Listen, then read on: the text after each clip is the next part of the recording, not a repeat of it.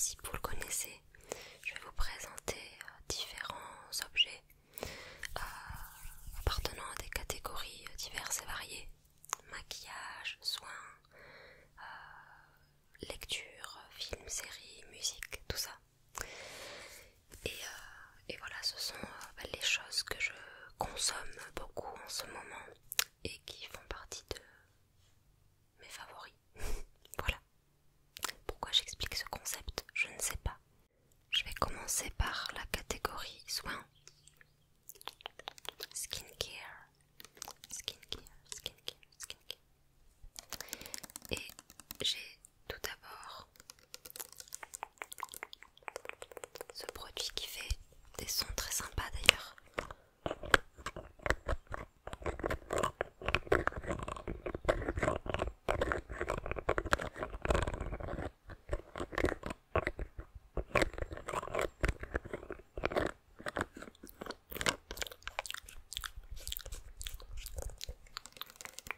Il s'agit d'une eau rénovatrice désincrustante lissante de la marque SVR.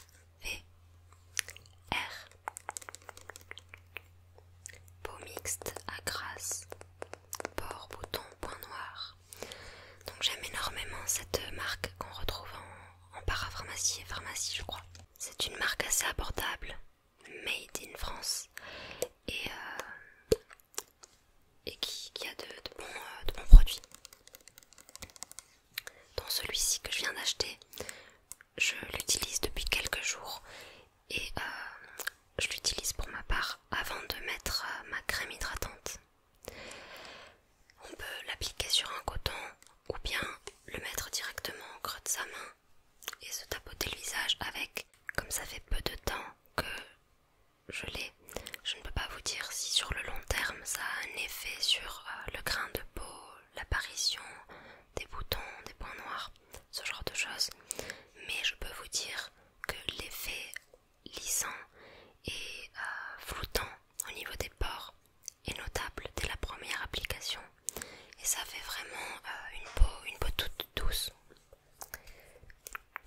Donc ce n'est pas un produit qui se suffit à lui tout seul. Il faut le compléter d'une crème hydratante et d'un SPF la journée. Donc j'ai également acheté une crème solaire 50, comme les beaux jours arrivent. Également de la marque SVR.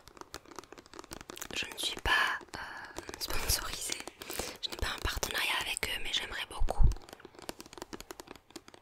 Si quelqu'un passe par là. SVR 50 plus. C'est ma meilleure amie qui me l'a conseillé.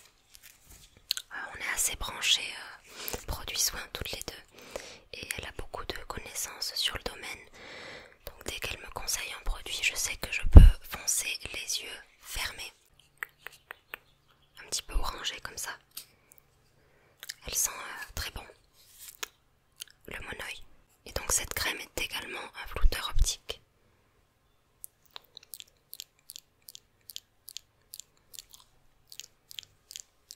Je pense pas que vous serez à même de voir l'effet floutant sur le dos de ma main. Mais il est bel et bien là. Et c'est vraiment quelque chose que je conseille pour les personnes qui n'aiment pas les crèmes hydratantes, les crèmes solaires pardon, trop riches, qui ont cet effet vraiment de masque très blanc sur le visage. Parce que déjà quand on est pâle, on devient fantomatique là. Je comprends. Personnellement, me protéger du soleil, c'est quelque chose d'important pour moi. Parce qu'il est la source de maladies de peau. C'est le premier facteur de vieillissement cutané. Et si on peut s'exposer dans la limite du raisonnable, tout en se préservant sa santé, alors on a tout gagné, je pense en tout cas. Et perso, c'est toute l'année que je mets une crème solaire. Donc jusqu'à maintenant, j'en avais une un 10-30 et là je passe au 50 pour l'été. Et ça, c'est également une très bonne base de maquillage. Ensuite, pour ce produit, on est entre le soin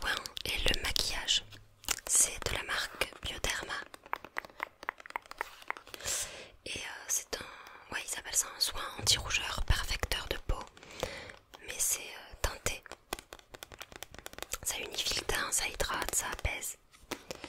Et personnellement, bah, c'est le produit que j'utilise en tant que fond de teint. C'est ce que j'applique sur mon teint en ce moment. Alors c'est la teinte claire, mais attention parce que par exemple mon teint d'hiver est trop clair pour ce genre de produit. Et l'été, comme j'applique de l'autobronzant, je peux me permettre d'utiliser ça qui est assez foncé au final.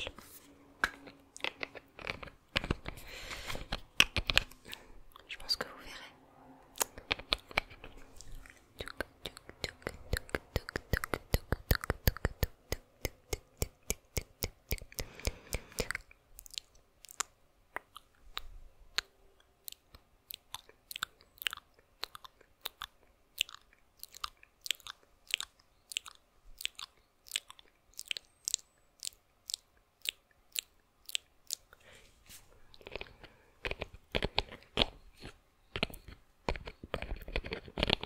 Ce que j'aime dans ce produit, c'est qu'il a vraiment cet effet imperceptible sur la peau.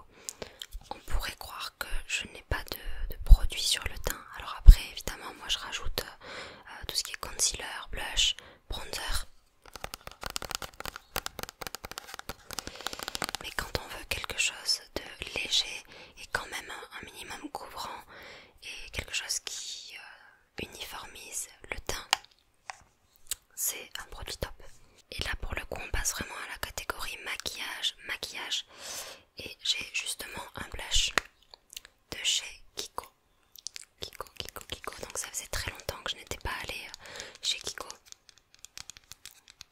J'allais plus chez Sephora pour acheter mes produits maquillage, sauf que là eh bien mon porte-monnaie était trop serré pour me procurer ce qui me manquait, les produits que j'avais finis. J'avais envie d'un blush, mais pas d'un blush orangé pêche comme j'avais avant. Je voulais quelque chose de vraiment très très rose, un rose poudré comme ça, rose qui fait vraiment poupée je trouve, une petite joue de poupée. Et c'est celui que je porte actuellement. Il est génial, il est très joli. Il est vraiment bien pigmenté, mais à la fois c'est modulable.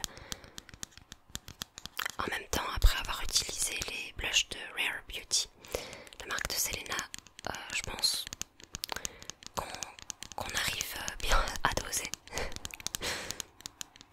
On ne peut plus se tromper parce qu'ils sont tellement pigmentés. C'est des blushs liquides déjà, c'est différent. Mais là, ouais, je reviens aux produits un peu poudre pour l'été.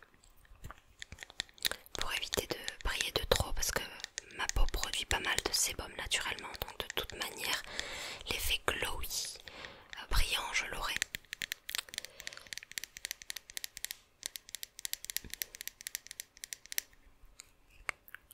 Bon voilà, il n'y a pas grand chose de plus à en dire. Et j'ai acheté d'autres produits chez Kiko. Cette huile à lèvres nourrissante.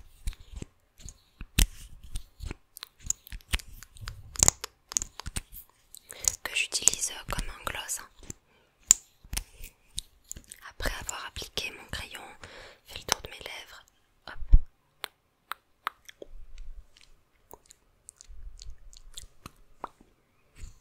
Elle est assez pailletée.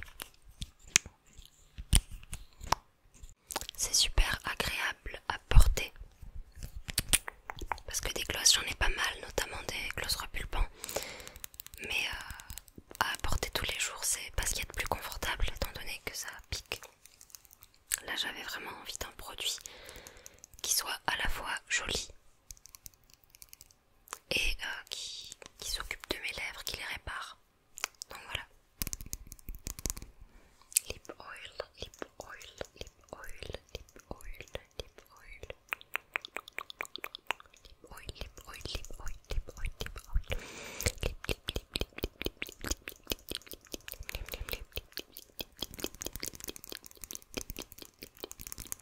Toujours chez Kiko.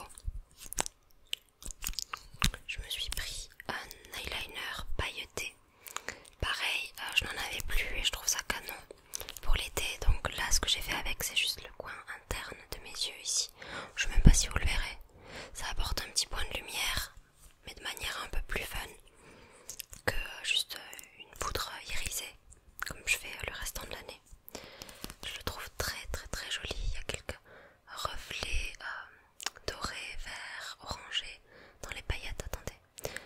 focus mon petit. Voilà. Allez. Oh mais le focus de cet appareil photo c'est délirant. Puis je l'utiliserai évidemment aussi pour faire des traits de liner pailletés. Ou pour repasser des ombres à paupières que je juge pas assez pailletées.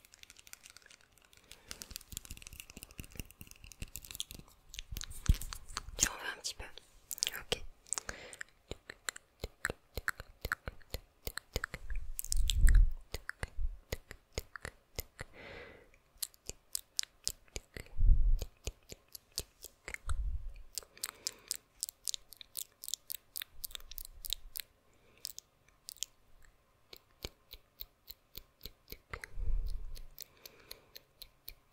Maintenant on passe à un peu de lecture et c'est le dernier livre que j'ai lu. Non, si, le dernier livre que j'ai lu et qui m'a marqué.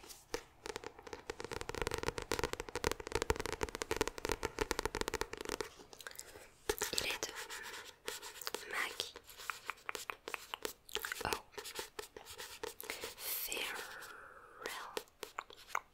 Il s'appelle I Am.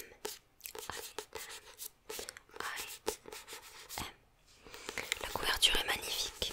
J'ai cette manie quand je ne sais plus quoi lire, juste d'entrer dans une librairie et de me laisser porter par mon intuition, par le hasard.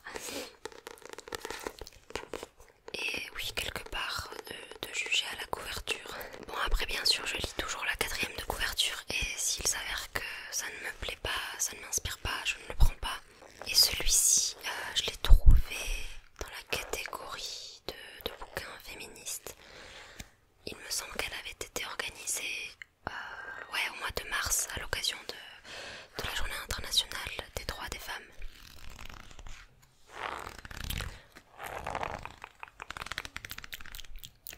Et j'ai été appelée vers ce livre.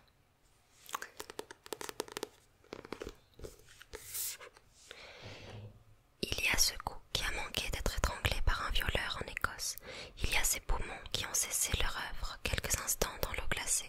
Il y a ce ventre meurtri par les traumatismes de l'accouchement. 17 petites morts, 17 résurrections. Je suis. I am. De ces 17 instants où elle a frôlé la mort, Maggie O'Farrell fait une œuvre à part, poétique et intense, une œuvre qui nous parle tout à la fois de féminisme, de maternité, de violence, de peur et d'amour. Donc c'est un roman autobiographique qui retrace les 17 fois où l'auteur est passé à ça de la mort.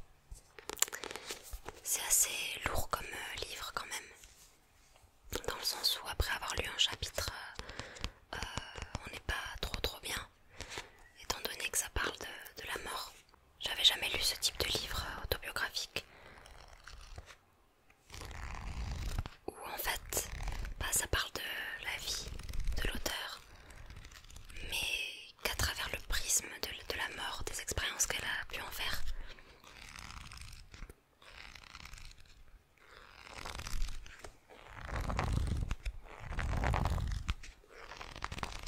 Donc ça parle à la fois d'expériences que tout être humain peut potentiellement rencontrer au cours de sa vie, comme la maladie, les accidents de la route, mais aussi d'expériences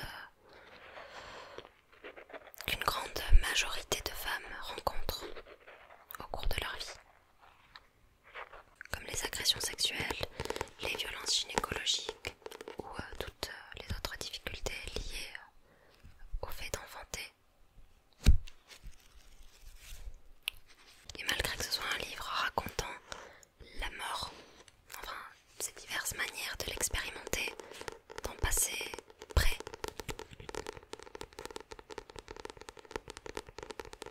c'est vrai qu'il est très poétique. J'ai beaucoup aimé la plume de Maggie O'Farrell que je ne connaissais pas du tout avant, et ça m'a donné envie de me pencher sur ses autres œuvres. Ce que j'ai aimé aussi, c'est la façon dont est organisé le livre. Pas de manière chronologique du tout. On a chaque année où Maggie a frôlé la mort. c'est 1998 et elle relie cette expérience à une partie de son corps qui a été touchée. Là en l'occurrence on a le crâne avec une jolie illustration et c'est la même chose pour les autres. Là on a le corps tout entier en 1993. C'est un roman plein d'espoir qui donne envie de profiter de la vie et je pourrais totalement le relire. Ensuite j'ai 2 chaînes YouTube dont je veux vous parler, appartenant à 2 copains-copines youtubeuses. On a la première qui est Ici Pauline. Ici Pauline, c'est une chaîne de maquillage qu'elle a lancée il y a un peu plus d'1 an il me semble. Et ça fait 1 an qu'elle est très active sur cette chaîne. Donc par exemple sa dernière vidéo c'était ma meilleure amie choisit mon make-up. La précédente je reteste la palette Beauty Bay Fit Ayo Coralie. Je vous montre un petit peu comment est organisée sa chaîne. Pour toutes les personnes qui sont branchées maquillage, je vous conseille d'aller la suivre car c'est vraiment une fille passionnée par ce qu'elle fait. Avec une belle personnalité. Elle est adorable, vous verrez. Et si vous vous demandez d'où je la connais, eh bien elle était dans le même lycée que moi. Et elle a toujours soutenu ce que je faisais. Niveau musique. Alors j'avais envie de lui rendre l'appareil dans cette vidéo et de vous parler de sa chaîne qui mérite beaucoup plus d'abonnés, de vues, de likes, de tout, de retours. Donc n'hésitez pas à aller vous abonner et à aller lui faire un petit coucou de ma part. Et ensuite nous avons la chaîne d'Evan Funatic qui pour l'instant ne comporte que 2 vidéos mais il a bien l'intention de continuer ce qu'il a commencé, c'est-à-dire de poster des textes musicaux. Donc si vous ne connaissez pas le principe, ce sont des textes qu'il écrit lui-même et qu'il cale sur des fonds musicaux. Par exemple le premier ici s'appelle Médicaments. Donc Evan de base c'est un abonné de la première heure. Il est là depuis le début ou presque le début. Et j'ai eu l'occasion de discuter plusieurs fois avec lui. Il a vraiment un don pour l'écriture, donc allez vous abonner, pareil. Cette chaîne elle est très importante pour lui parce que c'est une façon d'extérioriser ses démons, de parler de sujets qu'il touche, d'expériences traumatisantes qu'il a pu vivre. Je sais qu'il regardera cette vidéo, donc gros bisous. Et j'attends ton 3e texte avec impatience. Allez vous abonner. Vous le regretterez pas. Ensuite, ça c'est l'objet qui va créer le plus de désaccords, je pense. Enfin de désaccords. Je veux dire par là qu'il ne sera pas du goût de tout le monde, j'imagine. Il s'agit d'un sac en paille parfait pour aller à la plage, au marché, faire ses courses, transporter plein d'objets. L'été, mon sac, c'est ma 2e maison. Et dès que j'ai vu celui-ci, j'ai craqué. Déjà pour ces petits bonbons colorés. Mais pas que, attendez, parce que de l'autre côté, regardez. Oh, le trigger de fou.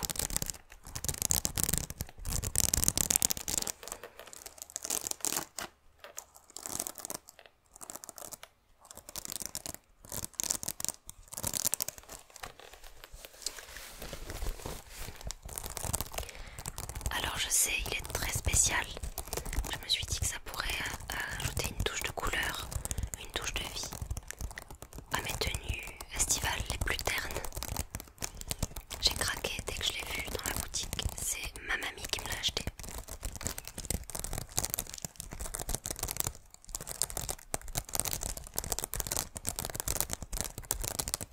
Je ne pourrais pas vous citer la marque, je ne la connais pas. Et il n'y a pas d'étiquette, il me semble.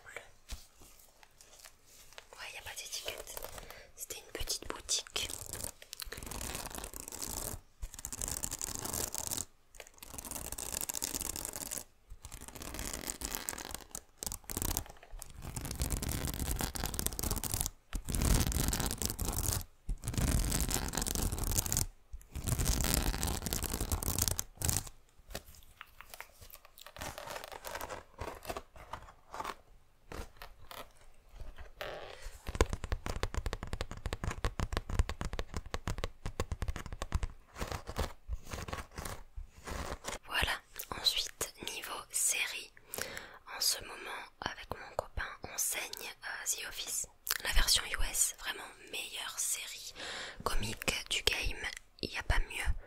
Les personnages tellement attachants, Michael c'est ma vie entière. Non vraiment, si vous ne connaissez pas, je vous la conseille. Elle est disponible sur Netflix il me semble et aussi sur Amazon Prime. The Office, The Office, The Office, The Office, c'est vraiment notre dose de fun au quotidien. Et j'ai du mal à regarder autre chose même, parce que je sais avec certitude qu'en regardant un épisode de cette série je vais être pliée. Vraiment. Et ça c'est pas donné à toutes les séries. Et on a également regardé la première saison d'Only Murders. J'ai du mal à dire le nom de cette série. Only Murders in the Building. Only Murders in the Building. C'est le mot murders, murders, murder. Only Murders in the Building. Avec Selena Gomez. Entre autres, mais comme vous connaissez mon affection pour cette personnalité, eh bien j'étais obligée de la regarder à un moment ou à un autre. Et ça a été ces dernières semaines du coup. Elle est disponible sur Disney et je ne m'attendais pas du tout à ça. Il y a vraiment aussi quelques scènes comiques dans cette série. Le trio constitué par les 3 personnages principaux est incroyable, vraiment. Il y a comme une synergie entre eux, enfin, ouais ça match quoi à l'écran, on le voit. Et j'ai bien aimé le petit côté what the fuck de cette série. Je vous la conseille, elle est pas très longue. Il y a 10 épisodes je crois, d'une 30aine de minutes chacun. Elle vaut le coup, je trouve. Et j'attends la saison 2. Et pour cette vidéo, on va finir sur de la musique, bien évidemment. J'ai créé récemment une playlist qui s'appelle Deadly. Je vous mets une capture d'écran juste ici. C'est une playlist qui répertorie des chansons dans le même mood, la même ambiance, la même énergie que mon prochain single Deadly qui sort le 27 mai. Et au sein de cette playlist, vous retrouverez aussi énormément d'indices sur mon EP du même nom que le single Deadly qui sortira le 17 juin. L'ordre des titres a son importance et ouais, vous retrouverez les thématiques principales de mon EP pour le genre de musique qu'on